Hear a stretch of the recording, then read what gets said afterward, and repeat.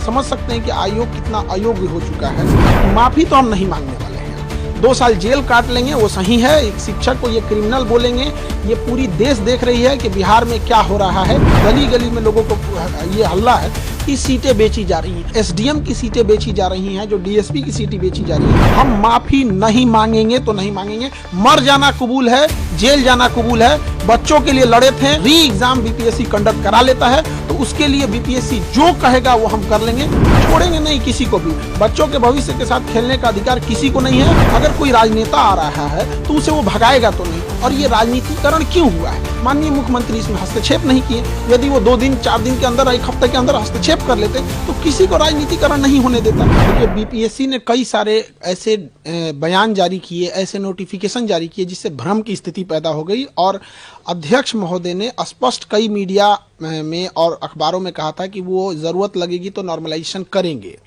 और कभी लगता था करेंगे नहीं करेंगे। इसी को लेकर प्रोटेस्ट हुआ था। तो उन्होंने हमारे 5 सेंटरों को इसे नोटिस भेज दिए। देखिए, इसमें है मुसल्लापुर बोरिंग रोड पटना का है, ये मुखर्जी नगर दिल्ली है, करोल बाग दिल्ली है, और ये प्रयागराज सेंटर पे इन्होंने भेजा है। हालांकि इनसे एक छूट गया है, देहरादून छूट गया है और गुवाहाटी खुल रहा है, वो छूट गया है। इन्हें वहां भी भेजना चाहिए, हम इसका जवाब देंगे। और इसमें कहा गया है कि हमने बच्चों को भड़का दिया यहाँ पे, जो कि सरासर गलत है। आप ये समझ सकते हैं कि आयोग कितना अयोग्य हो चुका है। हम बच्चे को कैसे भड़का सकते हैं जो बच्चा खुद बीपीएससी का एग्जाम देने जा रहा है, एसडीएम डीएसपी बनने वाला है। यहाँ पर इनके गलत एक्शन की वजह से वो अपना विरोध संवैधानिक अधिकार के लिए मांग करने वहां गए थे। और एक शिक्षक की नैतिक जिम्मेदारी होने के नाते बच्चों के साथ जब भी अहित होगा तो उनके लड़ने के लिए उनके गार्जियन तो आएंगे नहीं। बच्चे गांव से आए हैं, वो मिडिल क्लास के बच्चे हैं, उनके पास इतना संसाधन भी नहीं है। तो हम उनको एक सही ढंग से एक जो तरीका है, गर्दनी बाग जो बिहार सरकार ने धरना स्थल के लिए दिया है, वहां जाके हम प्रोटेस्ट कर रहे थे। उसके लिए इन्होंने एक नोटिस भेज दिया और इस नोटिस में उन्होंने कहा है कि हमारे ऊपर क्रिमिनल ऑफेंस, क्रिमिनल केस करेंगे ये, अगर हम ये नहीं करते हैं तो। अब बताइए, शिक्षक के ऊपर अगर ये क्रिमिनल एंड सिविल एलिगेशन लगाएंगे यहाँ पे, अगर हमने इनसे जवाब नहीं दिया और नोटिस का हमने इनको माफी नहीं मांगे 15 दिन के अंदर, तो पहले तो हम आयोग को बता दें कि माफी तो हम नहीं मांगने वाले हैं। 2 साल जेल काट लेंगे वो सही है। एक शिक्षक को ये क्रिमिनल बोलेंगे, ये पूरी देश देख रही है कि बिहार में क्या हो रहा है।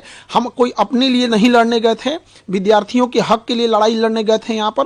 और जो पूरे बिहार में एक प्रचलन है, सारे जगह ये गली गली में लोगों को ये हल्ला है कि सीटें बेची जा रही हैं। हमने इसी चीजों को दोहराया है और आयोग इस पर स्पष्टीकरण करे कि आखिर ऐसा क्यों हो रहा है, स्केलिंग क्यों करेगा आयोग यहाँ। और उनका कहना है कि सार्वजनिक रूप से माफी मांगे। माफी तो आयोग को मांगना चाहिए सारे बच्चों से कि इस चुनावी वर्ष में पूरे बिहार का किरकिरी करा दिए, इतने बच्चों का, जहां कोई परीक्षा नहीं करा सकते हैं। तो ये आयोग को तो कहीं से इस बात पे होना ही नहीं चाहिए कि हम लोग से नोटिस दे। यहाँ पर आपने डीएसपी एसडीएम जैसे लोगों सीट मिलने की बातें को लेकर है कहा है, उसमें कि आप बिक गया सीट, उसको लेकर है अपने बीपीएससी की छवि धूमिल की आपने।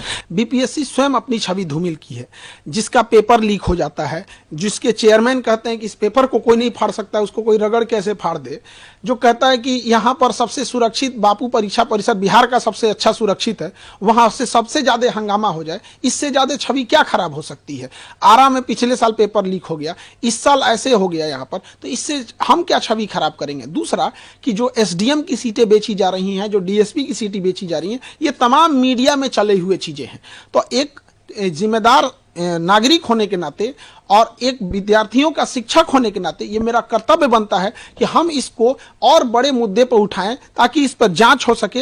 यदि ऐसा नहीं है तो नार्को टेस्ट कराया जाए। हम यही कहते हैं कि देश में हम भी इतने दिन से पढ़ा रहे हैं, ये जांच और उसकी रिपोर्ट कब जांच होती है, कब रिपोर्ट दब जाती है, किसी को नहीं पता चलता है। पूरी मीडिया के सामने नार्को टेस्ट कराया जाए, उसकी दवा भी हम दे देंगे, सोडियम पेंटोथेल, वो नार्को टेस्ट किया जाए, हमारा भी कराया जाए मीडिया के सामने। अध्यक्ष महोदय हो जाए, सचिव महोदय हो जाए, कौन गलत है कौन सही है ऑटोमेटिक पता चल जाएगा। हम माफी नहीं मांगेंगे तो नहीं मांगेंगे। मर जाना कबूल है, जेल जाना कबूल है। बच्चों के लिए लड़े थे, उनके लिए माफी नहीं मांगेंगे, क्योंकि हम अगर माफी मांग ले तो खान सर नहीं झुकेंगे, वो बच्चों का स्वाभिमान झुक जाएगा जो लड़कर अपना अधिकार मांगे थे। फिर कोई बच्चा लड़ने के लिए नहीं जाएगा।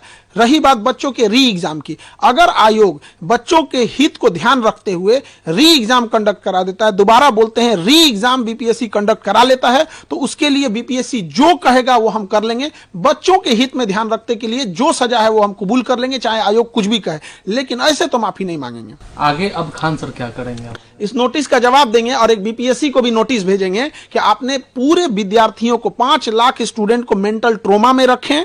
वहां पे कभी इनको लगता है, कभी इनका मन करेगा ऑप्शनल हटा देंगे, कभी 5 ऑप्शन डाल देंगे, कभी 4 ऑप्शन डाल देंगे, कभी एक ट्वीट खेल देंगे, कुछ से कुछ बोलने लगेंगे। इनका अध्यक्ष साहब का कहना था मैं एग्जाम के लास्ट मोमेंट में डिसीजन ले सकता हूं कि नॉर्मलाइजेशन होगा कि नहीं होगा। तो बाहर में आके हम लोग क्या बोले?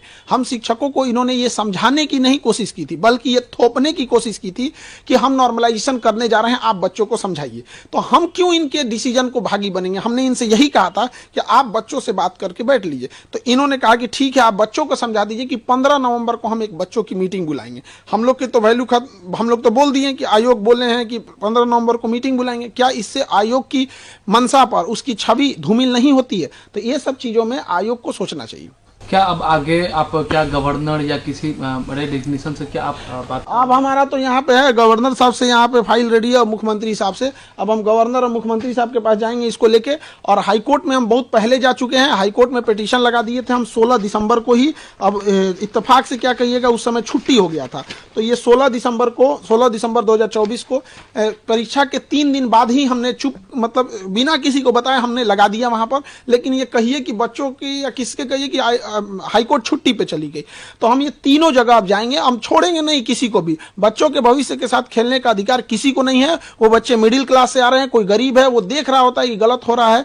लेकिन ऐसा नहीं है कि उसको होने देंगे। इसकी सीबीआई जांच होनी चाहिए। सीबीआई जांच जाए अपने जगह पे, नार्को टेस्ट सबसे जरूरी है। क्या आप सीबीआई जांच की मांग कर रहे हैं? हम सीबीआई जांच करते हैं, सबसे पहले हमसे शुरू करें, वरना आयोग उसके बाद अध्यक्ष पे जाए। पहले हमारे से स्टार्ट कर ले, नार्को टेस्ट कर ले, फिर अध्यक्ष से। क्या कौन झूठ बोल रहा है, कौन सच बोल रहा है, सब सामने आ जाएगा। यहाँ पे संवैधानिक जगह पे बैठ के संविधान की रक्षा करनी चाहिए, देश की भविष्य का। इससे पहले अतुल प्रसाद भी थे, इतनी बड़ी परीक्षा कंडक्ट कराएं, इस तरह का तो एलिगेशन उन पे नहीं लगा। ये एक एग्जाम कंडक्ट कराने में पूरी तरह से धज्जी उड़ा दी है बीपीएससी का। क्या अब आगे, क्योंकि ये भी कहा जा रहा है क्योंकि छात्र जो लोग धरना स्थल पर बैठे थे, अभी कहें कि बिहार का धरना देने का जगह धरना स्थल है, तो धरना स्थल से कहीं गांधी मैदान कुछ नेता लेकर आरोप ये लगा कि छात्र को है वो कमजोर करने की कोशिश की इस आंदोलन को। कुछ शिक्षक लोगों ने किया, कुछ नेता लोगों ने किया, आरोप तो ये भी लगे। देखिए, आरोप जो लगाया जा रहा है, बच्चों की समस्या समझिए। एक बच्चे के साथ अन्याय हुआ है, उसका पटना में कोई नहीं है, तो कोई भी उसके ऊपर हाथ सहला देता है तो उसको लगता है कि मेरा अपना है। ये कुछ शिक्षक जैसे कोई बीपीएससी नहीं पढ़ाते हैं, तो वो भी वहां अगर हैं तो बच्चों को लगता है ना कि भाई मेरा मोरल सपोर्ट मिल रहा है, वो उसे भगाएगा तो नहीं। अगर कोई राजनेता आ रहा है तो उसे वो भगाएगा तो नहीं। और ये राजनीतिकरण क्यों हुआ है? माननीय मुख्यमंत्री इसमें हस्तक्षेप नहीं किए। यदि वो 2 दिन 4 दिन के अंदर, 1 हफ्ते के अंदर हस्तक्षेप कर लेते तो किसी को राजनीतिकरण नहीं होने देता। हमें या किसी विद्यार्थी को ये अधिकार थोड़ी है कि उनके धरना स्थल पे कोई अगर राजनेता आता है तो उसे वो भगा देंगे यहाँ पर। या कोई शिक्षक भले बीपीएससी को नहीं पढ़ा रहा है, बीपीएससी नहीं जानते, तो वो भी अगर वहां बैठे हैं तो बच्चों को क्या है, वो तो वहां उनको रहने ही देंगे। उनको लगता है कि भाई कोई भी हमारा साथ दे रहा है। तो अगर इसमें राजनीतिकरण हुआ है, जो कि नहीं होना चाहिए, तो उसके लिए भी जिम्मेदार सरकार है। अगर ये त्वरित एक्शन लेते तो ये नौबत ही नहीं आती। उसी धरना स्थल से 2 दिसंबर से लेकर 4 दिसंबर के बीच में 1 हफ्ते तक, वो शुरुआती दिसंबर पे एनसीएल के मामला था, मुख्यमंत्री साहब ने हस्तक्षेप किया, हो गया। 6 दिसंबर को नॉर्मलाइजेशन खत्म था, हो गया। यहां भी हस्तक्षेप करते तो नहीं होता। ये चुनावी वर्ष है, मुख्यमंत्री साहब को भी सोचना चाहिए कि बच्चों के भविष्य में सोचेंगे तो बच्चे भी अच्छा करेंगे। लेकिन बीपीएससी तो ऑटोनोमस बॉडी है, तो इस पर फिर हस्तक्षेप। ये कहने के लिए सारी चीजें होती हैं। मतलब ऑटोनोमस क्या होता है? नहीं, एक होता है कि किसी को समझाने के लिए कुछ भी कह दीजिए, ऑटोनोमस होता है। एक बार डिप्टी सीएम साहब कहते हैं यदि धांधली होगी तो मैं 2 मिनट में परीक्षा कैंसिल करा सकता हूं। तो फिर ये बताइए कि फिर वो ऑटोनोमस कैसे हुआ? अब कई बयान आता है कि जिसमें वो कहा जाता है कि जांच हो रही है, जांच होगी, अगर गड़बड़ पाया जाएगा तो दोबारा परीक्षा होगी। ये बात तो अगर बीपीएससी ऑटोनोमस है तो बताइए कि ये बात उन्हें बोलना चाहिए, फिर मिनिस्टर लोग कैसे बोल रहे हैं? क्या अब खान सर जवाब क्या देंगे? अभी हाईकोर्ट जाएंगे हम लोग, गवर्नर सर के पास जाएंगे, सीएम सर के पास मिलेंगे। मेनली अभी हाईकोर्ट पे भरोसा है, हाईकोर्ट को ही इस पे एक्शन लेना चाहिए यहाँ पे। और सरकार से विनम्र निवेदन करते हैं कि बीपीएससी जो है, इसमें कुछ ऐसे लोग हैं जो चुनावी वर्ष में जानबूझकर प्लांटेड किए गए हैं सरकार की छवि खराब करने के लिए। इनकी सीबीआई जांच होनी चाहिए और अध्यक्ष महोदय को पद से हटा